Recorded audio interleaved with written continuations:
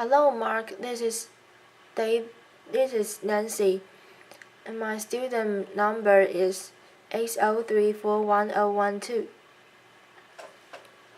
One dad's all out fight for son after mom abducts him to China. It's been nearly a year since Brian made a Utah information technology worker and former U.S. Marine wave goodbye to his son Alex at the airport. The boy, then 4, was on his way to China with his mother, Meg's ex-wife Yuna, to visit family in his mom's homeland. They were due to return in 45 days, but never made it back. Meg knew right then that his biggest fear had come true. Yuna had successfully carried out an international parental abduction.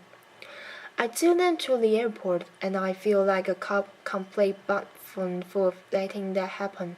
Meg 34 tells Yahoo Parenting, his voice thick with guilt. She was much more conniving when I gave her credit for.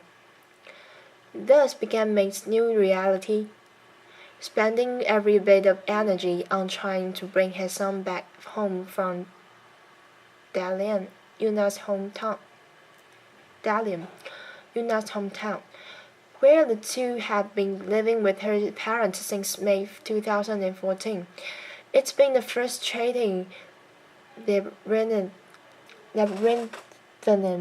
upsetting fight, and has so far involved the U.S. State Department, the FBI, the National Center for Missing and Exploited Children, the Chinese Central Authority, assorted lawyers, and a Netherlands-based mediation firm, all to no avail. Meg's efforts have put him into severe debt, as he's already spent more than $50,000 fighting for Alex's return. In addition, about $58,000 for his divorce. Wiping out his retirement account, now he's launched an online crowd-raise campaign, hoping to raise enough money to continue his legal battle. But the emotional part has been the roughest, particularly since Meg has seen Alex just briefly during his whole time, for a few days in October, when he went to see his son for what's been their only visit since Yuna, known as the USS Nina, took him to China. I hugged him before I left. I was holding him in my arms and saying goodbye, because it was the most stressful, difficult thing I ever had to do in my life. I feel like an idiot, like I let her play me. About how living without Alex has affected his existence. He says, "This impacts me every single day. Unfortunately, for some of the non-Hague countries, there may be some challenges and difficulties."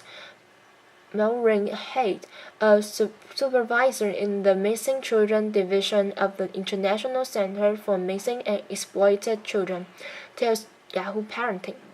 One problem, she says, is that those countries, including China, won't recognize U.S. custody orders. Other challenges: filing international abduction charges against Yuna with the Justice Department could potentially force her into hiding. Meg says he was advised, while enforcement would be difficult since there is no extradition treaty between the U.S. and China. But all cases work widely, she says, and even when they seem hopeless, things can turn on a dime. I've seen situations in which it seemed nothing can be done, but things change day to day, she says. The parent may want to negotiate, the parent may want to come back, the parent may want to travel. In March, the FBI was able to stop an attempted parental abduction to China when the dad in the U.S. alerted authorities that his wife had just boarded an airplane to China with their 4-year-old son. He had been alerted by email by his wife. The plane was turned around 4 hours into its journey from Washington, D.C. and the boy's mother was arrested. She now faces up to 3 years in prison. That father doesn't know how lucky he is, Mel says. Like the parents in the Dorothy kidnapping case, Matt and his ex-wife have joint legal custody of their child. But now he and Coyle have submitted a petition to modify that decision. To have Yuna serve with that petition, they've had to go through the Chinese Central Authority and are prepared for it to take up to 9 months.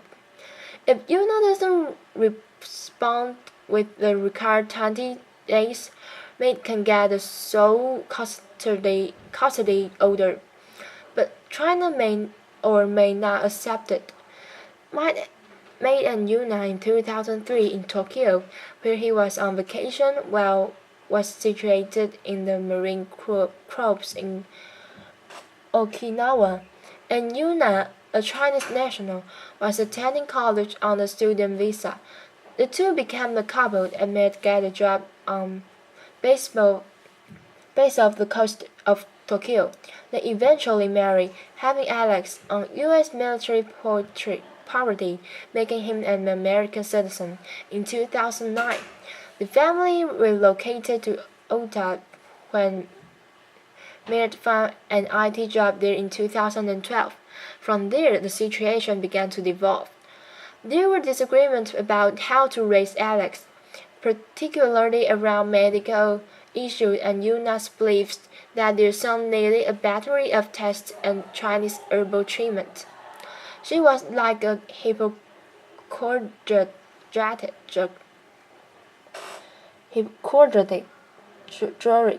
but for him, Maid explained.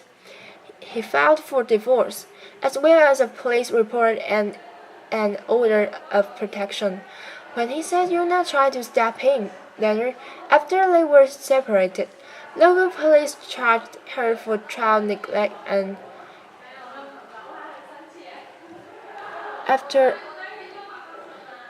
a neighbor reported Alex walking alone in a busy street while Yuna was out grocery shopping.